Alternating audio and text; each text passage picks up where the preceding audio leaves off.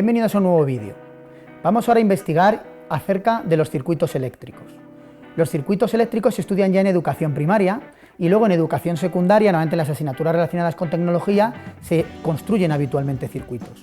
Nosotros creemos que desde educación primaria ya es muy interesante que los alumnos empiecen a construir circuitos, ya que se utilizan materiales muy sencillos y luego ya en educación secundaria efectivamente podrán profundizar en qué ocurre con la corriente, con el voltaje, cómo se reparte, podrán hacer cálculos relacionados con la ley de Ohm, pero ya en educación primaria se puede aprender mucho de los circuitos de forma manipulativa y de forma visual. Aquí tenemos un circuito en serie y uno en paralelo. Comencemos con el circuito en serie. En este caso necesitamos solo una pila, el cable, un interruptor que se puede poner o no, pero siempre el interruptor nos da juego, y dos bombillas iguales puestas una detrás de otra. Esto sería un circuito en serie. La pila suministra la energía necesaria en el circuito para hacer circular la corriente eléctrica que circula por él y vuelve hasta el otro polo. Al darle al interruptor, las dos bombillas se encienden. Como son bombillas iguales, las dos brillan exactamente lo mismo. La primera idea importante que hay que tener aquí es que el circuito debe estar cerrado para que realmente circule la corriente eléctrica. Si por ejemplo quitáramos aquí el cable del polo, ya no circularía la corriente eléctrica, tiene que haber un circuito cerrado, las bombillas no se encenderían. Ese por ejemplo es uno de los problemas de los circuitos en serie. Si por ejemplo una de las bombillas se estropea, como por ejemplo esta, la desconecto como si se hubiera estropeado, la otra también deja de brillar porque el circuito ha quedado abierto y por tanto no fluye la corriente, no fluye la energía, no se enciende ninguna de las dos bombillas. Ojo, esto pasa exactamente igual si es la segunda bombilla la que falla. Si es la segunda bombilla, la primera tampoco brilla. Muchos alumnos inicialmente piensan que a esta sí llega la energía, el corte está aquí y esta va a brillar. No tienen clara la idea de que hace falta que el circuito sea cerrado para que circule la corriente eléctrica y la energía llegue a las dos. Bueno, pues este es el circuito en serie, donde vemos que, como decía, las dos bombillas brillan igual. A medida que en un circuito en serie añade uno más bombillas, lo que ocurre es que la resistencia total del circuito aumenta. De alguna manera, podemos interpretarlo así de una forma sencilla, como que los electrones, que son esa corriente eléctrica, tienen que atravesar más y más elementos. La resistencia del circuito aumenta, hay más dificultad para el paso de esos electrones, más elementos gastan energía. Al añadir entonces más elementos aumenta la resistencia. Según la ley de Ohm, si el voltaje es fijo, que es el que da la pila, como la corriente es el voltaje entre la resistencia, a mayor resistencia, menor corriente. A medida que aumento más elementos, lo que hago es que la corriente en el circuito disminuye.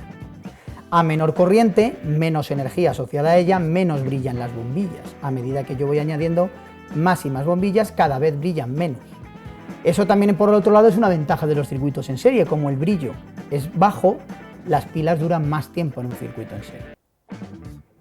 Vamos a analizar ahora el circuito en paralelo. En este caso, la corriente viene por el circuito, pongo aquí el interruptor, y ahora divido el circuito en dos partes que se vuelven a unir y vuelven al otro polo. Y en cada uno de los dos lados pongo una bombilla. Esto lo llamamos un circuito en paralelo. Si encendemos, vemos que las dos bombillas brillan y fijaros que brillan más que en el caso anterior, claramente, siendo bombillas iguales, siendo la pila exactamente igual. Si hay más brillo en las bombillas, lo que me está diciendo eso de alguna manera es que hay más corriente. Como decíamos antes, en el circuito en serie, al ser mayor la resistencia, la corriente era menor. Aquí, sin embargo, los electrones, cuando recorren el circuito, tienen dos caminos posibles. Eso hace que en un circuito en paralelo, la resistencia total sea menor que en un circuito en serie. Al ser la resistencia menor, la corriente sin embargo es mayor y las dos bombillas por ello brillan más que lo que ocurría en un circuito en serie. Otra cuestión interesante del circuito en paralelo es que si una bombilla falla, por ejemplo esta, la otra sigue funcionando, porque sigue habiendo ahora un circuito cerrado, no como ocurría en un circuito en serie. Fijaros además que al haberla apagado esta ha empezado a brillar más, porque ahora toda la corriente circula por la rama de arriba, mientras que cuando pones las dos, la corriente total se tiene que repartir entre las dos. ¿Sí? Eso sí, la corriente total es mayor que aquí en el circuito en serie. La gran ventaja entonces del circuito en paralelo es que si se estropea un elemento del circuito, el otro sigue funcionando. En nuestras casas, por ejemplo, tenemos los elementos conectados en paralelo, para que si algún electrodoméstico o utensilio eléctrico falla o se estropea, no afecte al funcionamiento de los demás.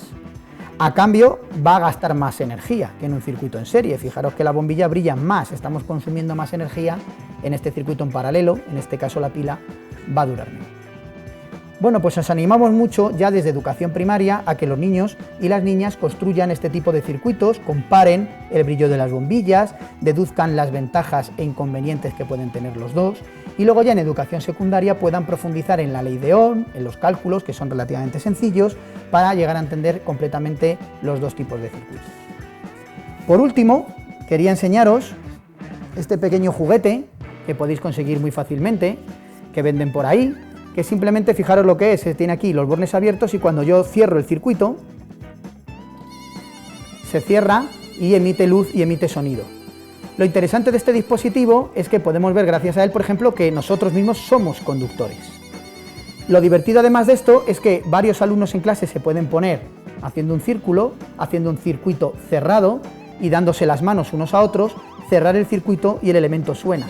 Y eso les produce a todos mucha diversión, ¿no? Pero ojo, no solo hay diversión, estamos aprendiendo que hace falta un circuito cerrado. En cuanto haces un grupo de 10 y alguno se suelta de la mano, pues ya el circuito se para, el circuito está abierto y esto deja de funcionar.